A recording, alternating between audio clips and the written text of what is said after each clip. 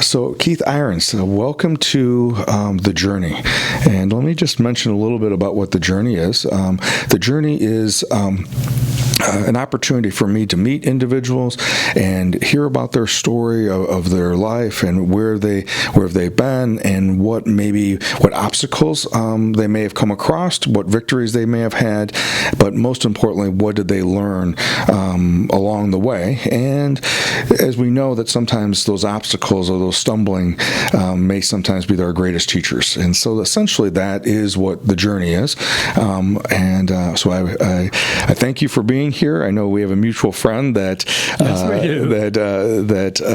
connected us, and then we got to meet a little bit about a week ago. And so, but I am grateful that you're here today, and I'm grateful that our listeners will get to know you as a person and get to know a little bit about your story and journey. So, thank you. I'm looking forward to the experience. So, why don't we start off with this? Because I usually originally start off with this question of, so what does Keith do for fun? What do you do for fun? When you have an opportunity to have some fun, what's fun? What's fun is my outlet is running. Okay. I've been running all my life. All right. From the time I was 6 years old on, and even at this age, I still run. Okay. That's my outlet. Okay. I don't have hobbies and things like that, but running is my outlet. The other outlet, of course, is I do some writing. Okay. Published one book, have another one under consideration being published, and I use that as an outlet. Okay. So tell us a little bit about the running. So you got started running when you were 6, and for pleasure. Just for pleasure. Okay. I could never understand why people would walk when they could run. Okay. All right. And then I started running competitively later in life. I ran competitively all through the school years, and then started raising sons, and there was a period of time I wasn't able to devote the full time to it. Following that time, as they were growing up, I started running competitively. Gotcha. Competitive marathons and competitive 10Ks and that sort of thing. Gotcha. Okay. And you said growing up. Where's growing up? Where did you grow up at? Grew up in central Illinois on a farm. Okay. And that was a great experience, by the way. It's a learning experience in itself. It's a very basic way of life, and had I think it brought value to my life. And what kind of farming? This was your father's farm? Oh, yes. Yeah. Yes. And what kind of, was it crop farming? Was it livestock? All of the above. Oh, okay. Yes. Okay. And when you think back about that, and I have a little bit of experience with that. My uncle was a dairy farmer, and I would go and visit him in southern Indiana. And my uncles on my dad's side had small, I guess you would be quote the farmettes. They were under 100-acre farms up in southern Wisconsin. So I got some exposure to that, but nothing that I think would be equivalent if I was living as a farm family. I don't know what that was like. I got little exposures when I was helping out on the dairy farm. Certainly.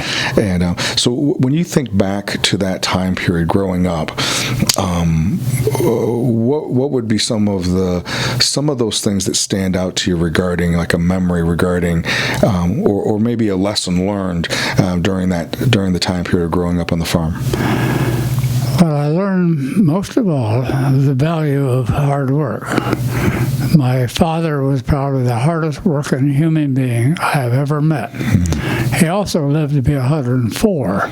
And I look back and say, one of the reasons I believe he did is because of that. And I have a philosophy toward work. I believe that humankind is intended to work. I also think that all work should be productive. I think all work should contribute something back to society. It should be challenging. I also think it should be rewarding. And so therefore, I don't find work be onerous. I find it as a way of life. That's what I got from being on a farm. Sure. I know, thinking back, I got my work ethic modeled to me by my father as well, and he worked in the factories. Yes. He was a maintenance electrician, and we were just having this conversation the other day about because it was a union shop, they had to distribute. I think that's how he said it. Distribute the overtime equally, but because other, in this case, men who were in his department would turn it down, and my dad never turned it down. He would always have extra overtime, and so 10 and 12-hour days were normal in my mind with my dad growing up, and that was just what it was. And he did that as a commitment to the family. Yeah. And I think, kind of going along with what you said, it was a commitment to the family from a standpoint of bringing in resources and revenues. Certainly. But it was also about getting the job done, because there was people that were relying on him to get the machines back up and running, or getting a room completed, or whatever it may be. He knew, as he told me the stories, he knew that other people were depending on him getting his part done. And that's part of the legacy he left with you, the value of doing that. Yeah, very much so. Very much so.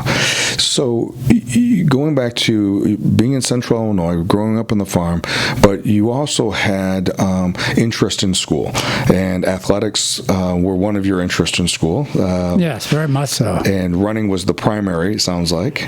It was. In high school, I lettered in 4 sports: football, baseball, basketball, and track. Okay. I went away to college, strictly cross-country and track. Okay. And where'd you go away to college? Went to Illinois State. Illinois State. So a Redbird as well. So I graduated as well. I did both the bachelor's and the master's there. Okay. 2 different times. Okay. Yeah, I did my bachelor's after going to a community college, and then I went there and finished my bachelor's, and then a couple years later I went to the University of Illinois in Champaign to get my master's there. And but yeah, I had some very fond memories of Illinois State and Normal, and it was a good experience there. It's changed dramatically. It has changed dramatically. I imagine it's even changed more since you've been there, and it's just changed in the last 30 years since I was there. Yes. But I also, you had mentioned to me, you also had you're a veteran, and yes. And you and I don't remember, you were in the Army, or what branch were you? I was actually drafted. Okay. And I went before the draft board, and they allowed me to complete my last year of school. Okay. I was a senior at that time. And so because they allowed me to do that, after I graduated, I went back and then volunteered to the draft to satisfy that requirement, and I was drafted into the Army. Okay. That was during the Korean War. Okay. And what was your assignment? What did you do for the Army? Well, strangely, I was brought in to be a high-speed radio operator. I learned code. Okay. High-speed code. Okay.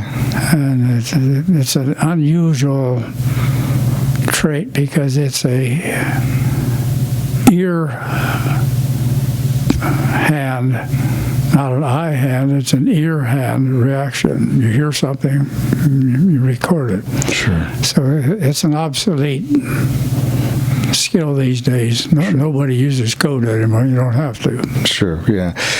So when they sounds like they selected you, you must have done some testing, or they were done through testing, and then you were selected for that. So when you found out what your assignment was, what kind of reaction did you have to that? Acceptance. Okay. I had no reason to doubt the selection. Yeah. Did and I know at least in my experience, there would be times where I may accept this assignment, externally, publicly, but internally, I'm going, oh goodness, how am I going to do this? Was there any of those concerns about? The only concern was I was not the best operator. Okay. And that would trouble me because I like to do something well. It was one of these, you can get by, but never excel. Oh, sure. Well, I imagine there was multiple ways that would make that a difficult, difficult experience. You have to learn acceptance. Yeah, I imagine. And how long were you in the Army? 2 years. 2 years, okay. Yes, I was sent overseas on a troop ship for a few weeks on a troop ship, and ended up in Japan for a year. Okay.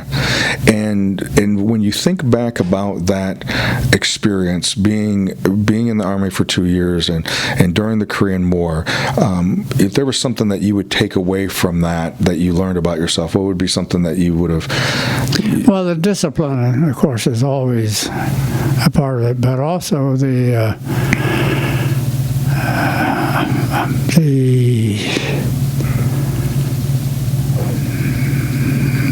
not discipline,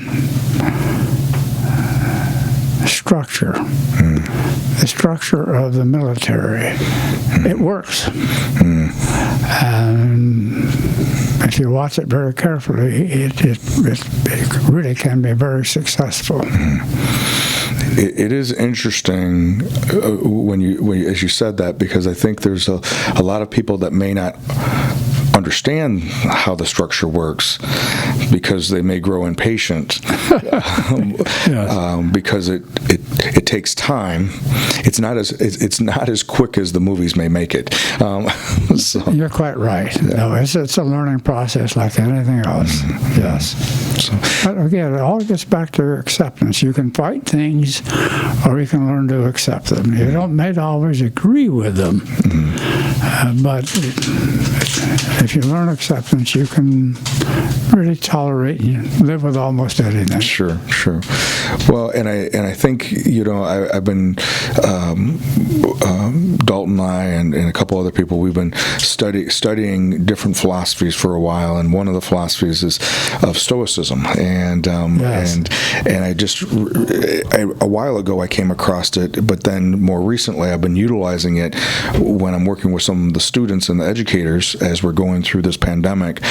And I came across and did a deeper dive into Admiral Stockdale's when he talked about when he was in Hanoi as at Hanoi Hilton as a POW, and he talked about what then later has become the Stockdale paradox of that tension between having the resolve that you're going to persevere and get through something, but then also accepting the facts, as he refers to the brutal facts of the current circumstance or situation, and living within the tension of the two of those, and not letting either one of them.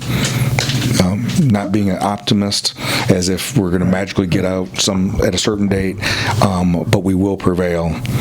But that's a balance you have to achieve in order to really not just survive, but to just continue living.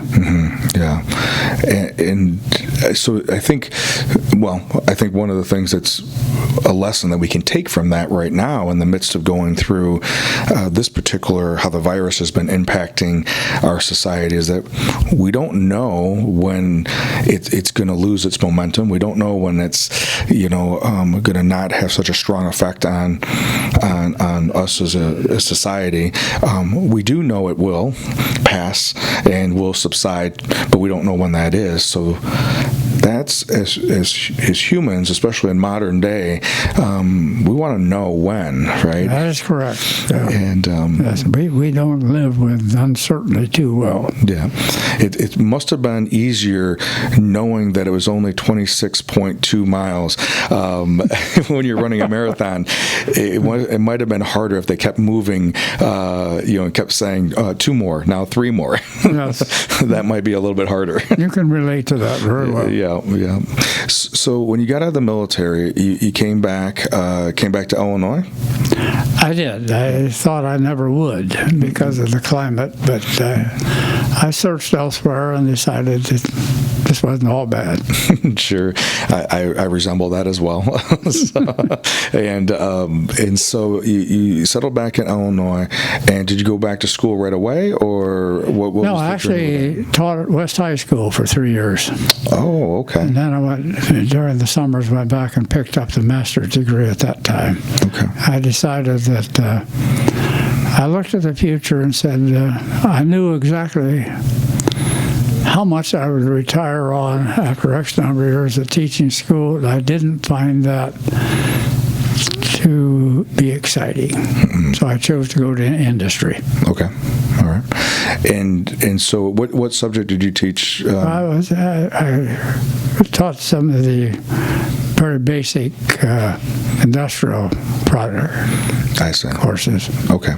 And so that was your first post-army job. Yes. And then you got into industry, but you also must have met your wife somewhere in there. And what is your wife's name? Well, the current one. Oh, okay. So you've been married more than once. No, I decided that I had a lot to live for. I chose not to marry after school. Okay. I didn't get married until I was 28. Okay. By intent. And I met a nice young lady here in Rockford, and we stayed married for 22 years. Okay. And she decided that wasn't for her. Okay. I was traveling a great deal overseas at the time, was gone for periods of time, and that happened. So that's that. Even like you said before, even if we can understand it on some level, it's sometimes there's a struggle with acceptance, and then at some point we have to. But absolutely, yeah. But it's not easy. No, but it can be done. Yeah. And you had children with your first wife? I had 3 sons with her. Okay. And then had occasion to remarry and brought in 2 more sons. Okay. And so your 3 sons with your first wife, what are their names? Where are they now? Or what are their names? Well, the oldest one is Lynn, L-Y-N-N. Okay. The middle one that was killed was Scott. Okay. And then the youngest one is Brian. Okay. And how did Scott die? In a fall, tragic fall. Oh, okay. And I think you had mentioned that, and that was another way our paths have crossed indirectly. Yes. That you had mentioned that he had fallen at what used to be the City Club. Yes. On top of the old Amcor Bank. That is correct. Yes. Which is where my wife Diane and I got married. Well, we didn't get married there, but we had a reception there. Right. So, so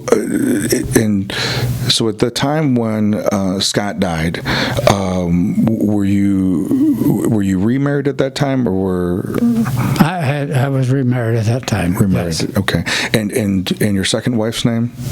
Cynthia. Cindy. Okay. And then Cindy had two children. Correct. And did you say 2 boys?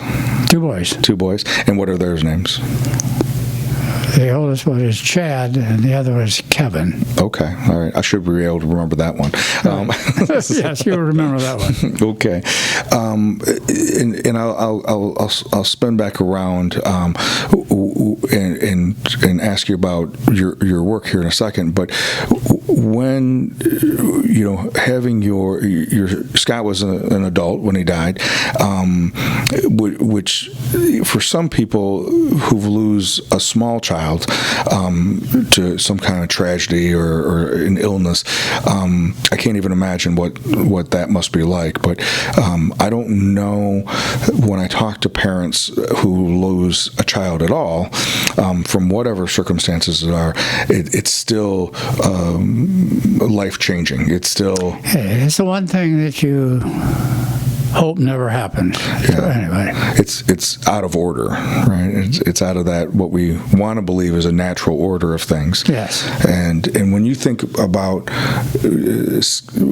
you in response to Scott's death, anything stand out of when Scott died? Well, How it impacted you? yeah, I have a strong faith, and at the memorial service, I invited all of the young people that were with him at the time of death to come to my house. We met because that was rather traumatic for them. Sure. And so I felt that the healing process should start with them also. I think that was pretty wise. Well, they were nice young people. And in the midst of reaching out and being concerned about how they were going to be affected by it as well, and then for yourself, recognizing that sometimes we have certain events in our life that metaphorically stop time. They cause us to pause. For some, it's maybe an experience in the military. Maybe it's a divorce. Maybe it's a son passing unexpectedly. I have to admit, I didn't experience that. Okay. My relationship with my God allowed me not to go through that. Again, it's a matter of acceptance. Sure.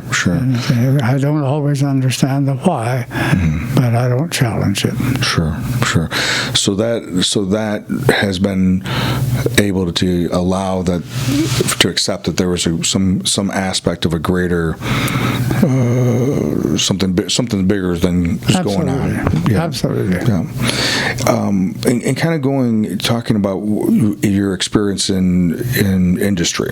Yes. And so kind of tell us a little bit about how you go from teaching industry, the concept of industry in high school, and then going into industry.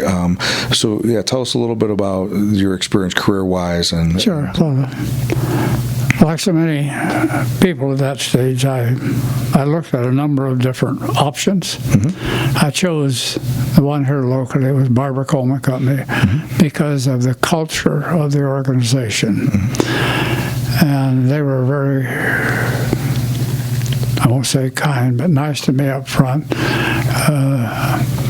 They put me on a training program for a period of time. I visited and worked with all of the units within the company for many, many months, learning each aspect. And then following that, was able to take over a department. And then a number of departments, and then eventually a division. Okay. And then eventually 5 divisions with 5 vice presidents reporting directly to me. Okay. And then they took over the international aspect. So at a point in time, I had several thousand people reporting directly to me on a worldwide basis with offices in Europe, and I opened an office in São Paulo, Brazil, for the company. Okay. And so things happen very, very positively for me. Okay.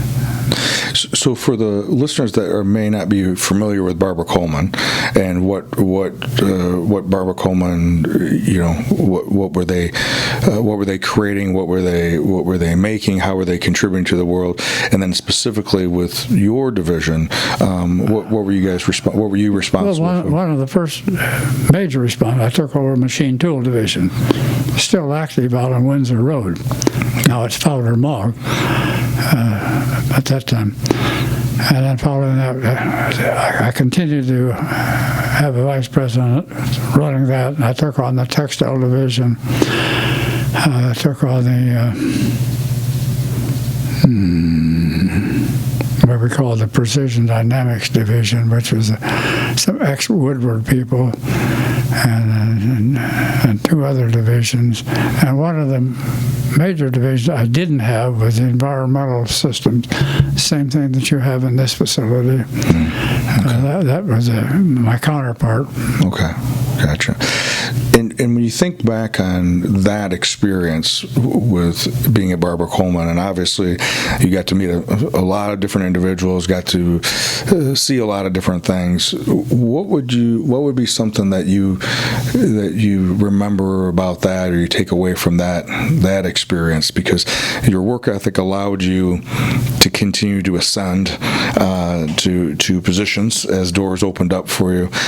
But if you can think of something or that stands out to you that you remember about that experience. I'll come at it obliquely. It was a family-owned company. The Coleman family owned it. One of the first outside board of directors that was brought into the company, a person by the name of Larry Apley.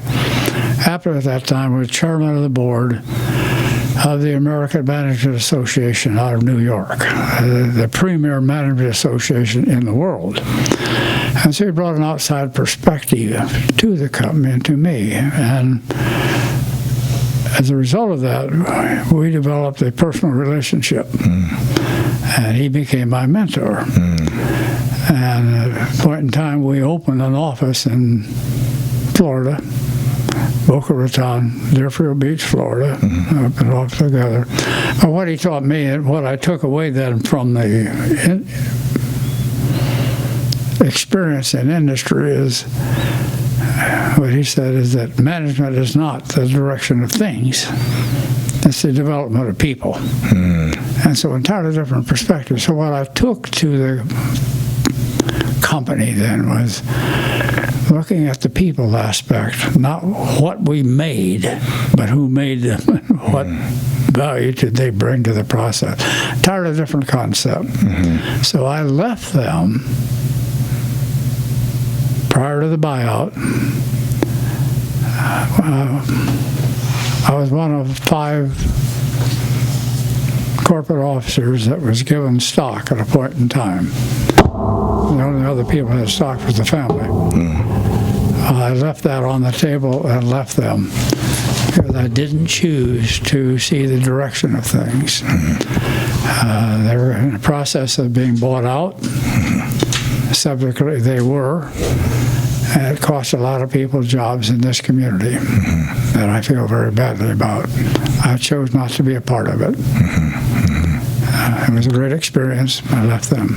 But it also offered me experience. I took over then as the CEO of another manufacturing organization.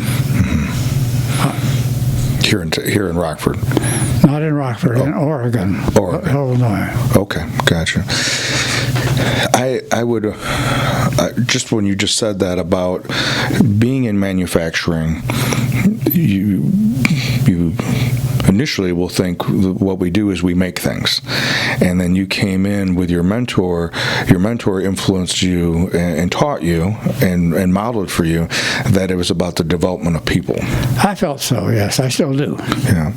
And that must have been a pretty out-of-the-box, challenging mindset for manufacturing. People were even seen as living widgets and producers of widgets versus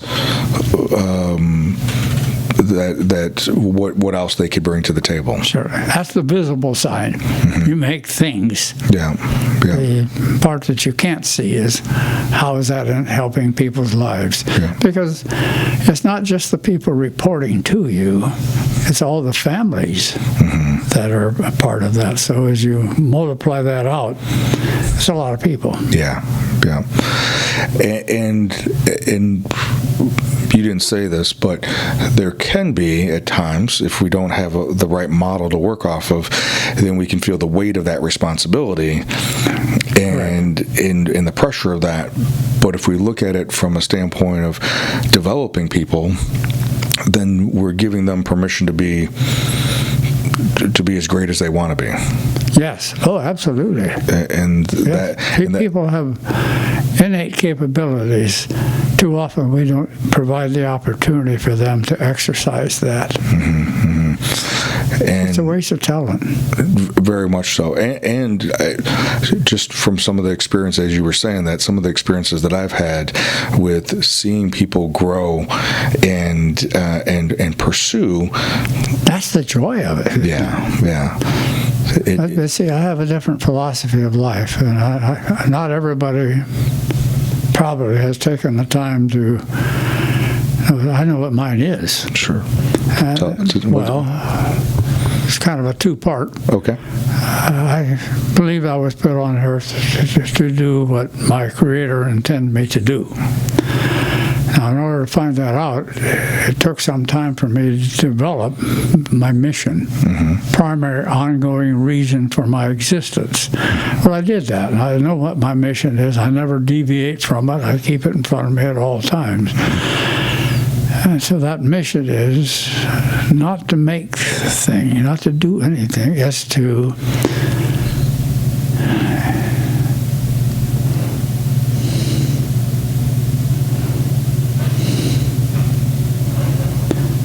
see, I think I'm here to develop. I'll rephrase, provide human development while enhancing that ability in others, leading to mutual fulfillment. Not just for my helping development, but to help enhance that ability in other people, then arriving at mutual development. Now, that's kind of the philosophy of life, but the other part of the philosophy is there's an exit strategy for me. Okay. When I exit, and I will within a short time, I want to be able to leave the world a little better than when I entered it. Sure. And I know we talked the first time, and then even earlier today, we talked about the idea of legacy. We did talk about that, yes. I've given some thought since we talked, because the only true legacy I believe I could leave with my children. Okay. Not anything else that I've done, or that's not it. My real legacy will be through them. Okay. And yeah, tell me how, like, when you think of the idea, or in your beliefs or mind, at least as it is today, because as we know, we may change our mind a week from now, right? Certainly. We'll have more information, right? More insight. But when you think of legacy, what comes to mind when you think of legacy? Well, again, back to the philosophy. When I exit this world, the only thing I can do is to leave it a little better for having been here.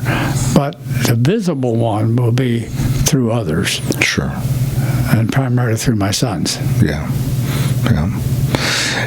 And I imagine that your direct lineage, right, yes. with your sons, and the amount of time and energy and possibly resources that you helped direct toward them and teach them and things like that.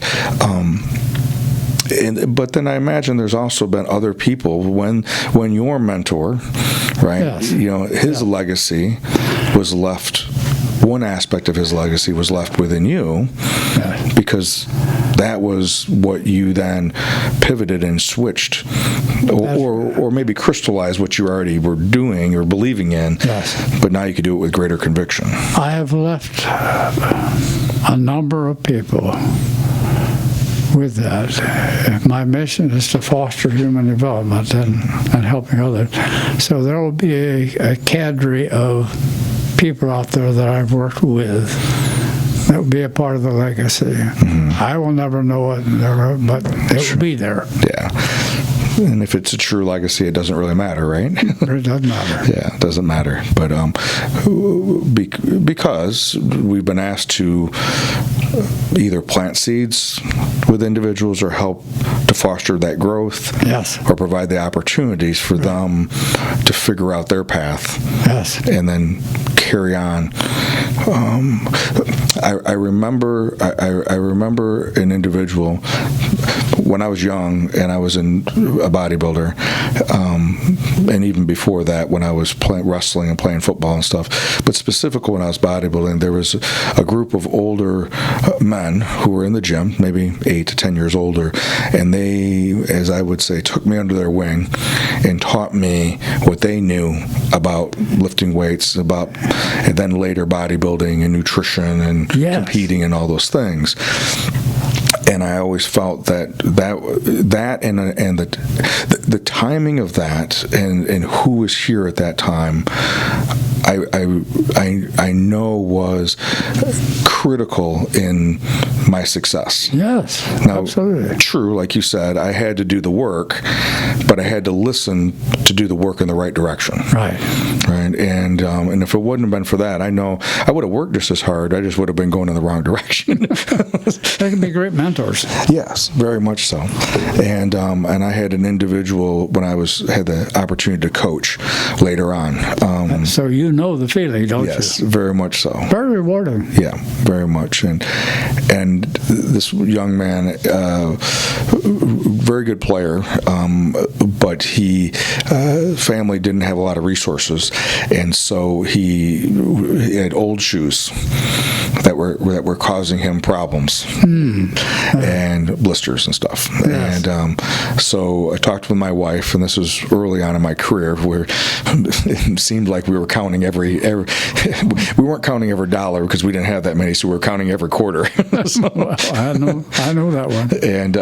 And so I had a conversation with her, and I said, I think we need to get him some shoes. I think we need to buy him cleats. And she agreed, and though she had never met him, but I guess that didn't matter. And so after a Saturday practice, I said, hey, let me give you a ride home, which probably was weird in itself, but we went from there to the sporting goods store. How nice. And we picked out a pair of shoes, or he picked out a pair of cleats.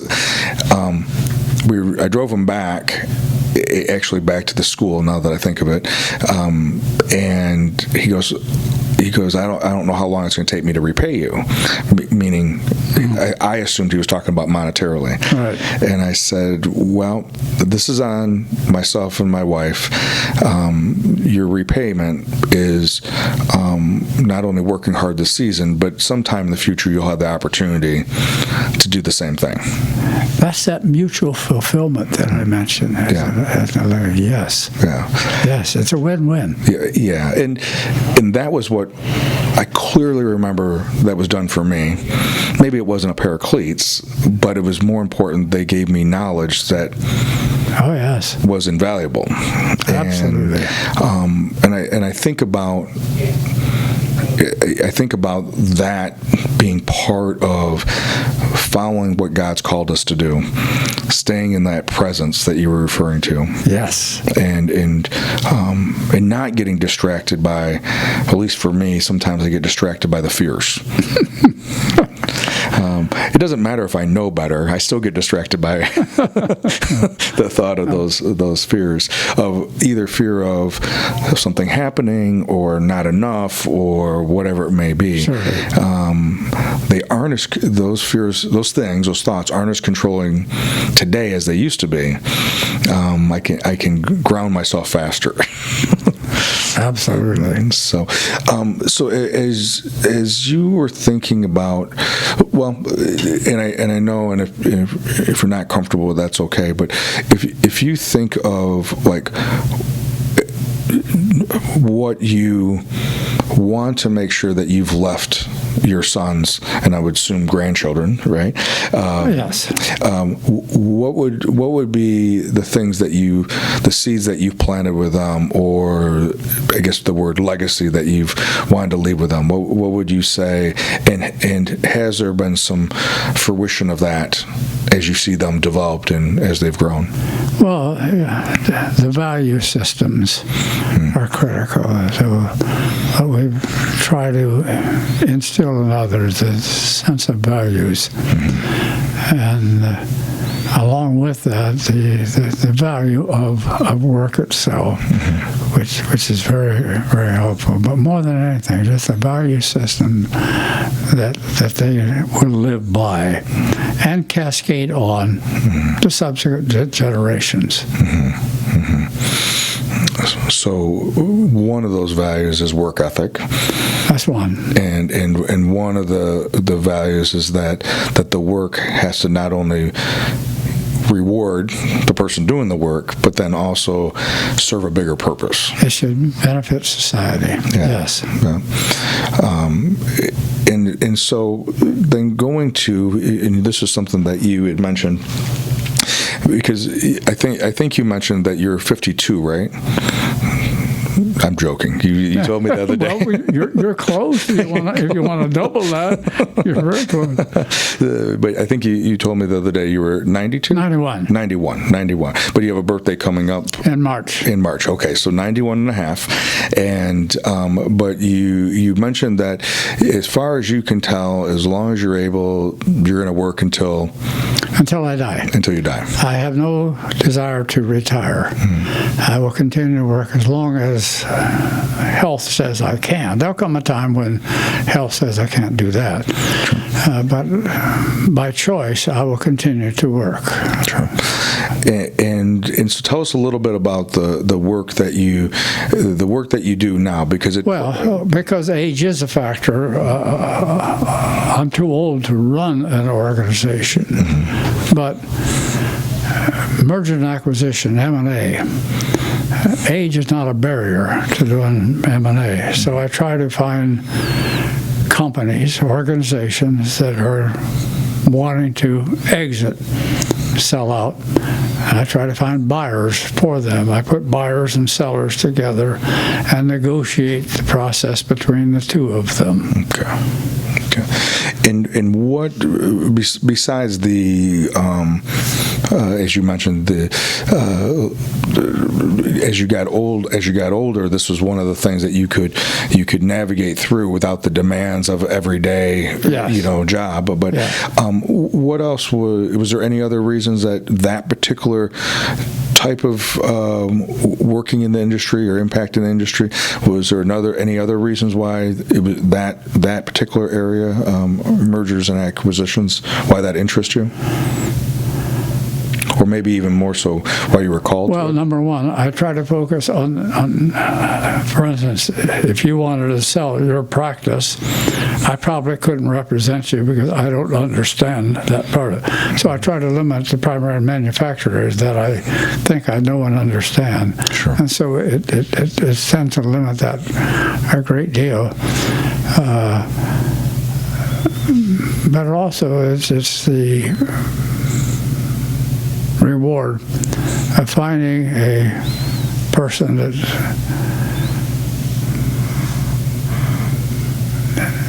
is of an age that needs to be divesting their company and hasn't found a way to do so. I will bring to them someone who values what they have built and pay them for the privilege of buying them out. And so there's a benefit on both sides. One side is a relief that I don't have to do this anymore. The other one said, well, I've got something I can build. Sure. I remember, for me, with my first company that I created, they would talk about the analogy that it was like a child. Yes. And the idea of doing it different was very fearful because of what you said earlier. It was people that I was concerned about. Yes. And my employees' families, let alone the clients. I was concerned about all those things. And so the right entity. That's critical, to bring the right entity, the right party to the table, because I like to focus on, and I talk to each party when I'm working with them, if the cultures don't fit, don't do this, because at some point in time you're going to end up in a divorce. And the cultures really are, if the one who's selling, if they build a culture based upon people, they would like the new buyer to have that same empathy. And too often these days, that's, if you work with organizations who don't have that philosophy, I have problems with that, because I can bring that same party to them, but that's the monetary side of it, but that's not why I don't find enjoyment in that. Sure. Well, and I think about what you had said earlier about some of your own personal experiences when buyouts happened, and it affects families and it affects communities. Yes. Because of the loss of jobs instead of the growing of bringing more jobs to the location. Yes. And think of all the lives that you're impacting. Yeah, and unfortunately, I think, and I know a lot of things contributed. It isn't just one thing, but I know that Rockford, as a greater Rockford, is now doing better in the recovery of that. But there was a lot of those situations that happened that impacted our community as a whole. Because at one time, Rockford was the top of the country and top of the world in what we did from a manufacturing standpoint. That is correct, and we've lost that. Now, as you say, there is a movement now here locally, particularly in aerospace. Yeah. It won't replace it, but it's helping for the future. It may be the ultimate legacy. I won't be around to see it, but maybe that's what Rockford will stand for. It's been through a point where they were considered to be the furniture manufacturer to the world. Then it was machine tool. What else is it now? And all of those that we mentioned, they're long gone. All of the Atwoods and all of the Greenleys and on and on and on, all the Barbara Colemans and on, and they're not here anymore. And so it's kind of sad to see, but if that is what's destined to be, then we need to embrace that and find out, okay, what are the new entities that are going to replace it? Sure. And the truth is, a lot of these major organizations that we used to think the sizable ones are being, and they, at one point in time, it literally put a lot of what we used to call the mom and pops out of business. Right now, you're going to see a resurgence of the mom and pops because they can bring things back that the large organizations can't, and that kind of things are service and concern for people. And so there will be a whole new group of people, in my opinion, that are going to build up. The small and mediums are going to survive very well. They'll be changed, and the large organizations will be moving in a different direction. So, again, Rockford is a prime example. It's at a stage of evolution. Yeah. And so with that, you talked a little bit earlier, and I want to kind of touch on that, is that the standpoint or the principle of not only having a personal mission, but then also, regardless of how small the company is, that it also has to spend the time of understanding what is their why, what is their purpose. Well, and I've probably more involved in missions than most people. I collect mission statements. Okay. People collect stamps. I collect mission statements.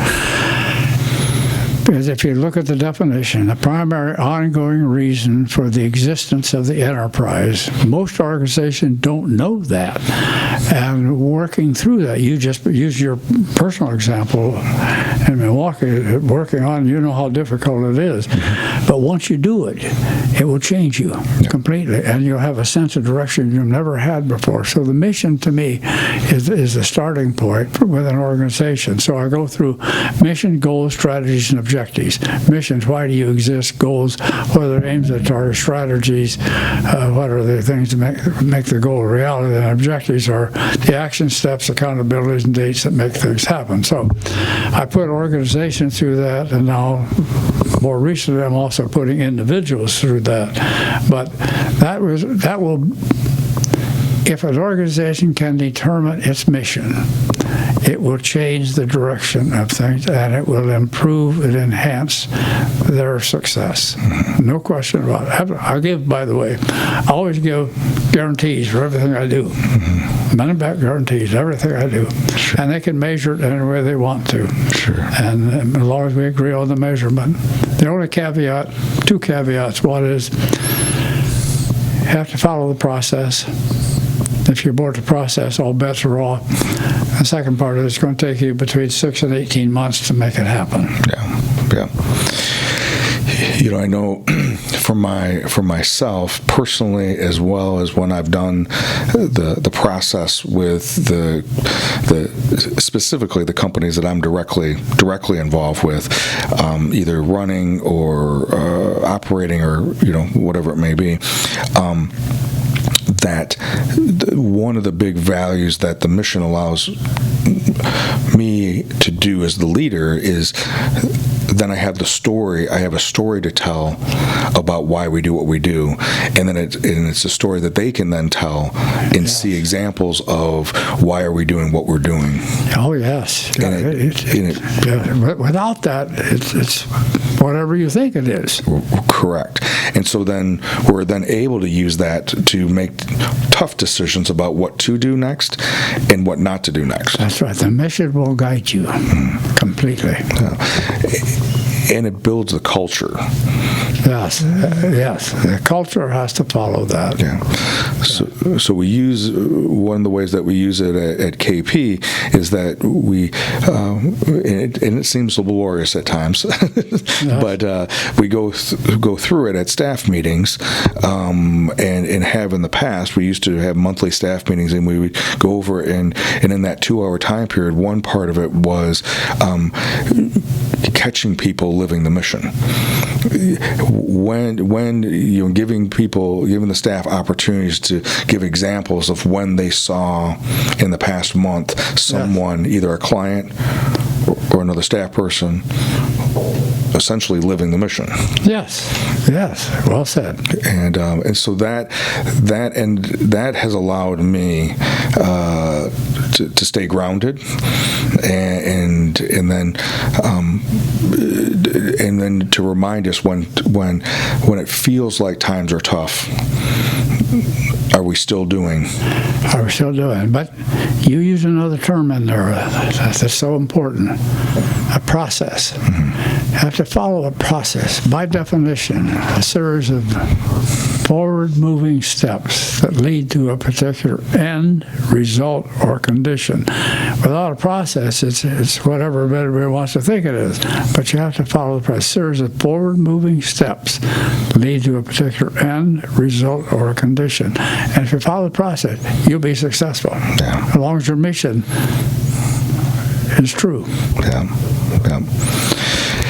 And it's interesting. One of my staff members who is in the process of we're hiring, and we're fortunate right now that we're in hiring at both the locations. We're hiring right now. Not only clinicians, but we're also hiring admin staff. I'm happy to hear that. And so that has been that's been good, from that end. Right. But one of the things that she came back with that she she mentioned that the person she was on the phone with started asking her questions about the company. What were the values? What Thank you. and so it was a springboard in which we could then have further conversation. And it should be reciprocal. Yeah. Both ways. Yeah, and so that was. That's very refreshing. Yeah, so that was encouraging. Yeah, very, very encouraging.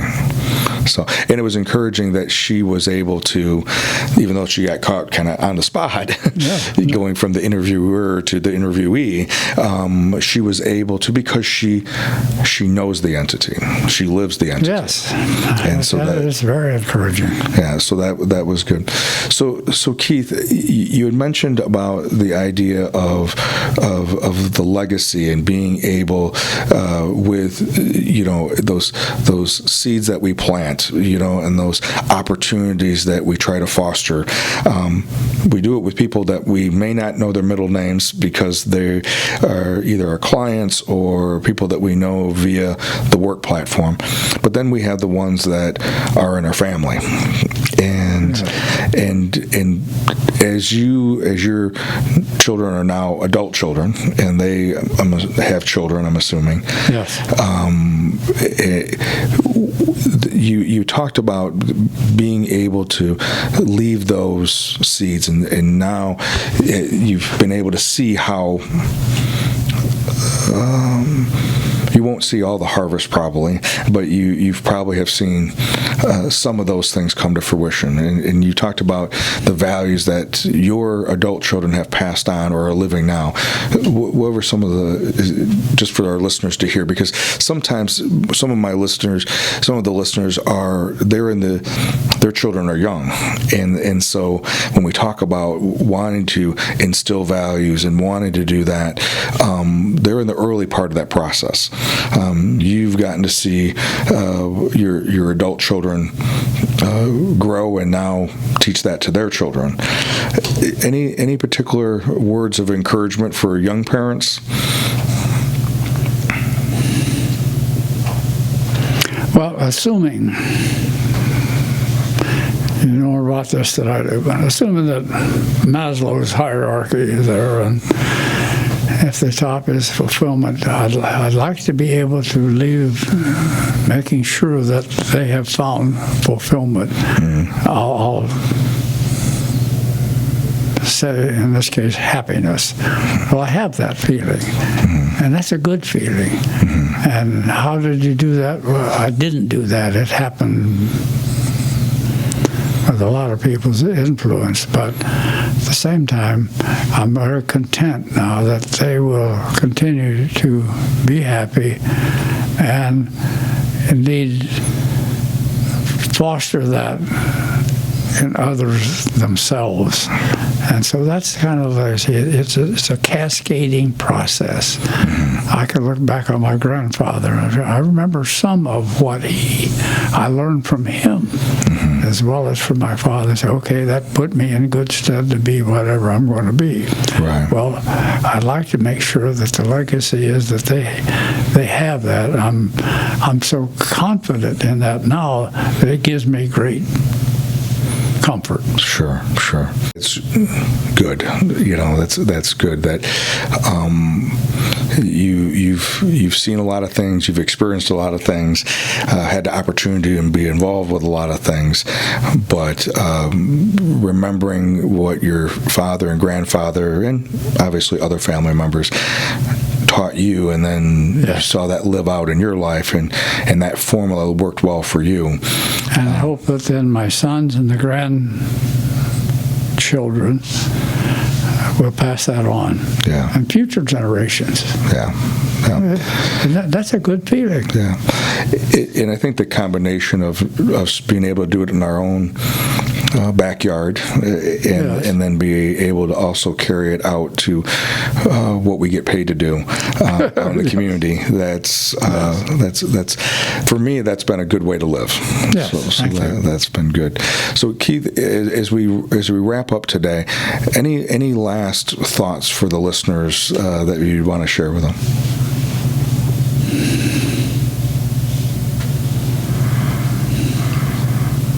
Well, you're more familiar with self-actualization than most people.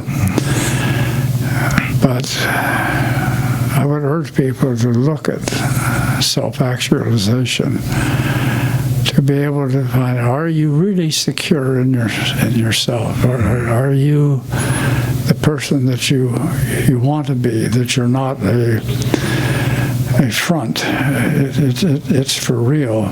And that beneath all that is great substance that will always put you in good stead, but it will also cascade into others. And that's what I would do. Yeah. That reminds me of that idea that was taught to me. I can't remember where now, but it was taught to me a long time ago, is coming to believe, that process of coming to believe that God is a God of abundance. And if I can stay grounded in that, then who I'm intended to be will be revealed. You raise a good issue. I've always been concerned about the people who don't have faith. How can they live with themselves? Faith will get you anywhere. Yeah. But without it, how sad, how tragic. Yeah. And there are those who are faced with all kinds of difficulties in this world that don't have the faith to fall back on. Without that substance, how can you continue? And I do know what you mean. What I've come to realize, and this may be a whole other topic for another time, but what I've come to realize when I've talked to most people and listened to them is that it's not that they don't have faith, it's what do they have faith in. That sometimes throws them off. Okay, well said. So if they have faith in a God of scarcity, then they're constantly not having enough. And they're constantly thinking someone's going to take something off their plate. Okay, well, you phrase that very well. I would encourage them to change gods. You may have a false god. Yeah, it doesn't sound too fulfilling, or it doesn't. It sounds like an endless loop. Right, and it doesn't contribute. It doesn't contribute. It's fear-based. So, Keith, thank you very much for being with us. I'm so grateful that Missy introduced us, and that you took the time to come and meet me, and then took the time to come and learn about this platform of utilizing this aspect of technology, but most importantly, sharing your story and some of your philosophies and what you've learned along your journey. Well, I deeply appreciate it. Thank you so much. Yeah, thank you. My pleasure. So, just as Keith has mentioned, and as we talked over this time period, the idea of what are some of those lessons that we have been taught by individuals, and if we reflect on, some of them may not have been as overt as in Keith's case. Maybe some have been other types of teachers, but if we search, there may be at least one person that was that light in the midst of that darkness, or as in Keith's case, there may have been standout individuals that shine that light from which he could follow. Again, thank you very much, and continue being aware and awake on your journey.